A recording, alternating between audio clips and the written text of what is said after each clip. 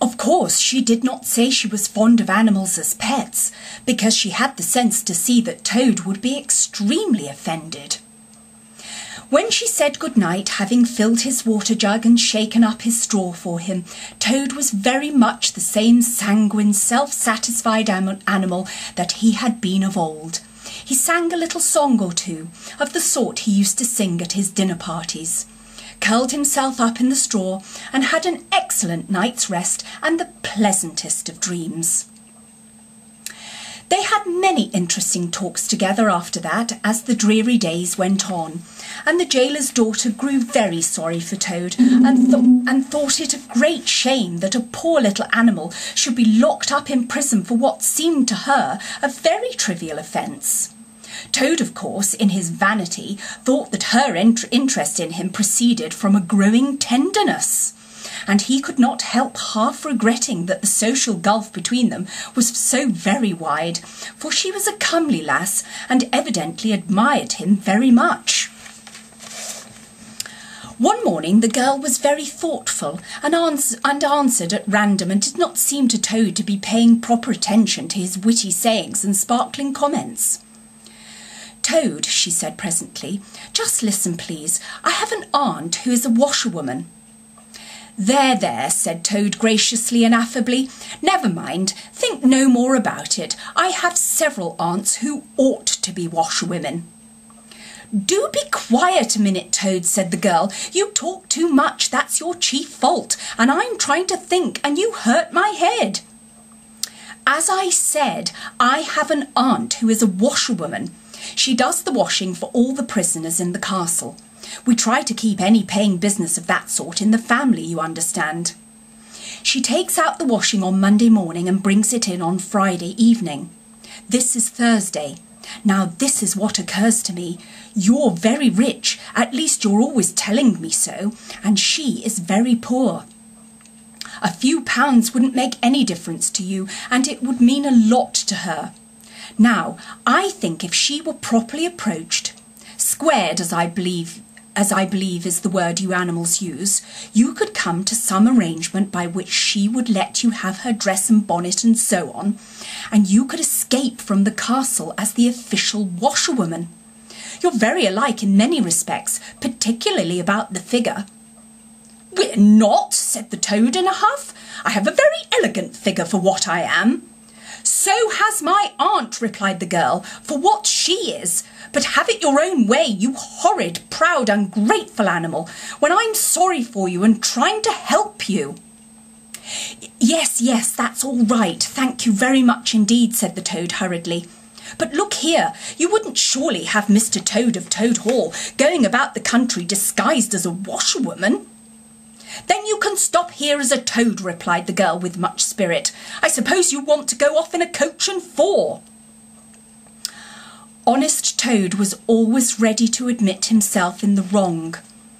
"You are a good, kind, clever girl," he said, "and I am indeed a proud and stupid toad. Introduce me to your worthy aunt, if you will be so kind, and I have no doubt that the excellent lady and I will be able to arrange terms satisfactory to both parties." Next evening the girl ushered her aunt into Toad's cell, bearing his week's washing pinned up in a towel. The old lady had been prepared beforehand for the interview, and the sight of certain gold sovereigns that Toad had thoughtfully placed on the table in full view practically completed the matter and left little further to discuss. In return for his cash, Toad received a cotton print gown, an apron, a shawl, and a rusty black bonnet. The only stipulation the old lady made being that she should be gagged and bound and dumped down in a corner. By this not very convincing artifice, she explained, aided by picturesque fiction which she could supply herself, she hoped to retain her situation in spite of the suspicious appearance of things. Toad was delighted with the suggestion. It would enable him to leave the prison in some style, and with his reputation for being a desperate and dangerous fellow untarnished, and he readily helped the gaoler's daughter to make her aunt appear as much as possible the victim of circumstances over which she had no control. "Now it's your turn, Toad," said the girl. "Take off that coat and waistcoat of yours. You're fat enough as it is." Shaking with laughter, she proceeded to hook and eye him into the cotton print gown, arranged the shawl with a professional fold, and tied the strings of the rusty bonnet under his chin. "You're the very image of her," she giggled. "Only I'm sure you never looked half so respectable in all your life before. Now, good-bye, Toad, and good luck.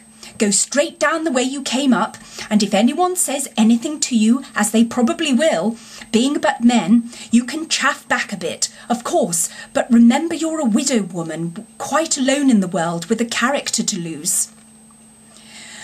With a quaking heart, but as firm a footstep as he could command, Toad set forth cautiously on what seemed to be a most harebrained and hazardous undertaking. But he was soon agreeably surprised to find how easy everything was made for him, and a little humbled at the thought that both his popularity and the sex that seemed to inspire it were really another's. The washerwoman's squat figure in its familiar cotton print seemed a passport for every barred door and grim gateway. Even when he hesitated, uncertain as to the right turning to take, he found himself helped out of his difficulty by the warder at the next gate, anxious to be off for his tea, summoning him to come along sharp and not keep him waiting there all night. The chaff and the humorous sallies to which he was subjected, and to which, of course, he had to provide prompt and effective reply, formed indeed his chief danger. For Toad was an animal with a strong sense of his own dignity, and the chaff was mostly, he thought, poor and clumsy, and the humour of the sallies entirely lacking. However, he kept his temper, though with great difficulty, suited his retorts to his company and his supposed character, and did his best not to overstep the limits of good taste. It seemed hours before he crossed the last courtyard, rejected the pressing invitations from the last guard-room, and dodged the outspread arms of the last warder, pleading with simulated passion for just one farewell embrace.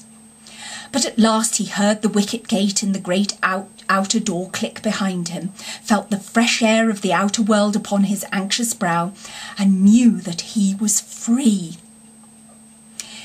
Dizzy with the easy success of his daring exploit, he walked quickly towards the lights of the town, not knowing in the least what he should do next, only quite certain of one thing, that he must remove himself as quickly as possible from the neighbourhood where the lady he was forced to represent was so well known and so popular a character.